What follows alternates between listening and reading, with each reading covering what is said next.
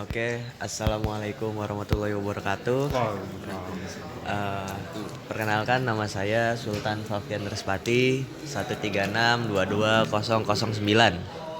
Halo, aku Atari Sinaraihan. Biasa dipanggil Rehan 136220075. Oke, kali ini kami akan mewawancarai salah satu masa KMPN. Boleh dikenalin namanya, Bang? Oke, jadi halo semuanya. Nama gua Muhammad Ihsan dari Ramanugraha. Dipanggil apa dulu? Sejujurnya gue dipanggilnya Ihsan. Tapi sejak masuk AE gue dipanggilnya Icun. Kenapa tuh, Bang? Oke, jadi pas gua lagi di Sonic, jadi 2 tahun yang lalu nih. Iya. Kan masih online tuh. Nah, terus karena Sonic online, salah satu platform buat apa namanya kayak bonding kayak gitu pakai Discord. Oke. Nah, terus pada suatu malam, Wifer nih lagi rame nih ngumpul di Discord nih, kayak berapa belas orang gitu lah. Terus gue ikutan aja kan, lagi pada main ini Stumble Guys.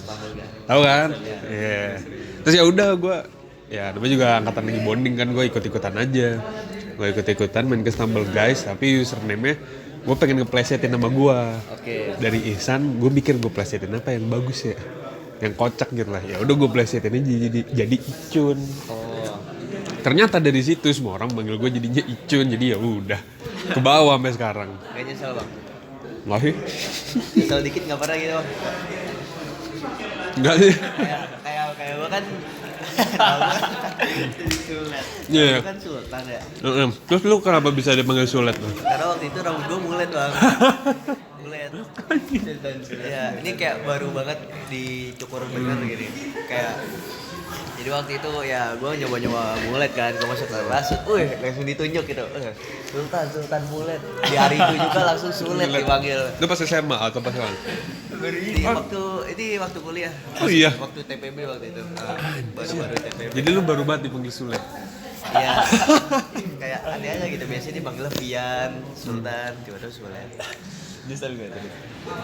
Terus lu menyesal gitu kan?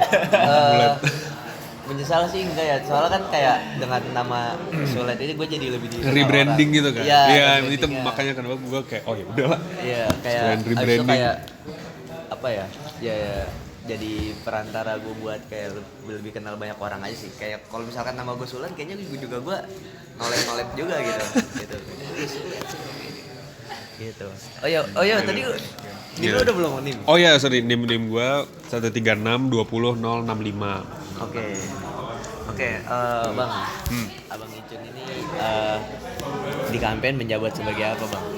Bisa tebak nggak? Kemarin gue baca sih, lupa Nah. gua. Apaan? Lupa ya, gua. Jadi sekjen gak, Bang? Bukan. Enggak, bukan. Satu ini sama Kalalu nggak sih, Kak? Sama Kalalu. Enggak, beda. Beda ya? Beda. Ini salah orang. Apa? Lupa. Saya menyerah.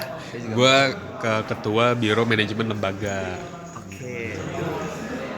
Jadi kalau lu baca organogramnya tuh Kahim, di sini sekjen kan. Iya. Nah ini di sini satu lagi manajemen lembaga. Oh. Yang nilai orang-orang gitu gak sih? Atau Bener. Ya Kinerja. kalau di manajemen lembaga tuh kan sebenarnya ada 2. Ada manajemen eksekutif sama MSDM. Nah kalau misalnya MSDM itu yang berhubungannya tuh sama masa KMPN secara keseluruhan. Kayak misalnya lo kan kalau ikut proker selama ini isi absen kan. Nah itu MSDM yang buat. Oh, tapi kalau manajemen ini Kalau manajemen eksekutif itu dia kayak apa namanya menjalankan fungsi pengawasan ke BPP doang. Jadi manajemen eksekutif itu ke BPP doang. Kalau jatuhnya kayak DPR gitu ya? iya, iya bisa dibilang gitulah. Jatuhnya kayak DPR gitu, tapi ya yang diawasin cuma BPP doang. Kalau misalnya MSDM tuh dia berhubungan ke seluruh masa KMPN. Itu ceritanya.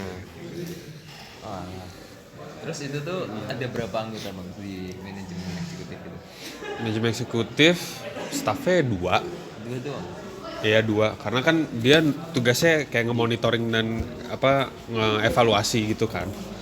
Jadi kayak nggak perlu banyak-banyak. Kalau misalnya banyak-banyak juga ya ntar malah lebih banyak potensi gabut ya. Lagi pula kerjaannya juga nggak terlalu berat gitu, paling lu cuma monitoring, lu nilai gitu. Ini di divisi ini kerjanya udah memenuhi tujuannya apa belum gitu.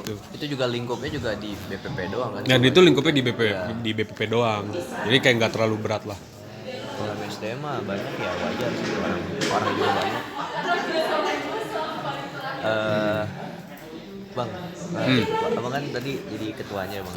Ya. Itu ini abang di manajemen lembaga itu emang dari awal di manajemen lembaga atau kayak sebelumnya di tempat lain gitu bang? Iya benar. Maksudnya pas tahun-tahun lalu? Iya tahun-tahun. Oh, gue beda-beda. Jadi gue pas magang, gue tuh dulu magang di senator sebenarnya. Senator. Ya, dan gue menyesal sih karena gue kayak gue kayak ditelantarkan gitu loh. Gue kan pas magang tuh yang pas BPP KMPN yang megang anak 18, AL 18. Iya, senator AL 18 ya gitu. Kalau senator kan hubungannya ke kongres tuh. Yeah. Dia kayaknya terlalu sibuk di kongres gitu, jadi kayak yang anak-anak magang senatornya ditelantar gitu. Mana 5 orang lagi magang senatornya. Jadi kayak magang senator tuh nggak worth it tuh. Nggak, ya berdasarkan pengalaman gue nggak worth it sih. Tapi semoga aja Aping nih sebagai senator yang baru bisa ngasih magang yang lebih bagus lah. Soalnya ngerasa kayak gabut banget. Bang, gue mau nanya bang terkait kan tadi terkait Senator. kongres sih bukan Oh, senator sih. Nah, ya, gue nggak tahu bisa jawab atau enggak sih tapi ya udah nggak apa. karena kalau gue sendiri gue ngerasa kayak gue tuh nggak mudeng gitu kongres ngapain mereka. Itu serius kayak waktu itu pernah dikasih analkon, bukan analkon sih, kayak form gitulah di grup angkatan waktu TPB terkait ya yang kongres itu lagi baca gitu. Ini pertanyaannya tuh simpel tapi gue nggak tahu itu apaan gitu. Kayak Emang kayak gimana tuh pertanyaan? udah lupa gue dulu pakai gue juga pas gue buka kayak kan kayak gue mikir berat ini apa maksudnya gitu kan. Nah itu udahlah nggak usah gue isi, kayak orang gue juga nggak tahu maksudnya apaan kan.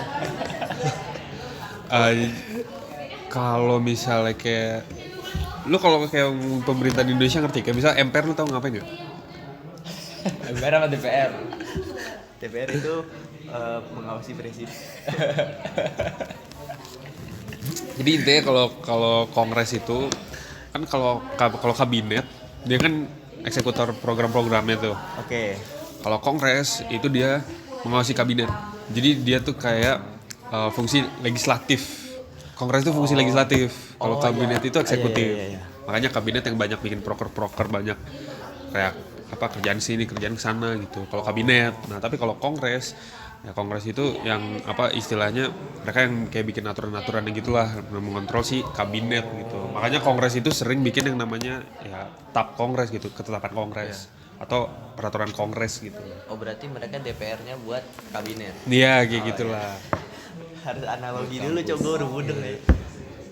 Ada satu lagi tuh, ada kongres, ada Kabinet sama yang ke dosennya ke yang ke rektorat ya apa namanya. Rektoratan.